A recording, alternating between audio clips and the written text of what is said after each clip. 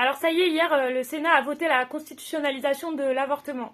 50 ans après sa légalisation en France, la symbolique est bel et bien là, même s'il y a quand même encore 50 sénateurs qui doivent sûrement se considérer comme l'élite de la nation et la pointe avancée du progrès et de l'intelligence qui ont quand même réussi à s'y opposer. Macron, lui, il s'est vanté sur Twitter de rendre irréversible la liberté des femmes, de recourir à l'IVG.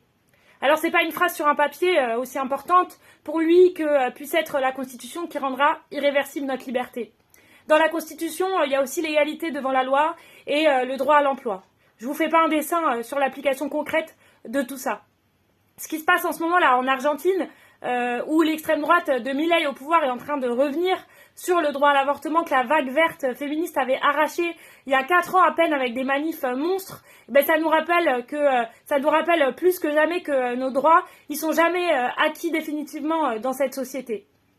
Ici, en France, au XXIe siècle, il y a 130 IVG qui ont fermé et CNews parle encore d'avortement comme première cause de mortalité.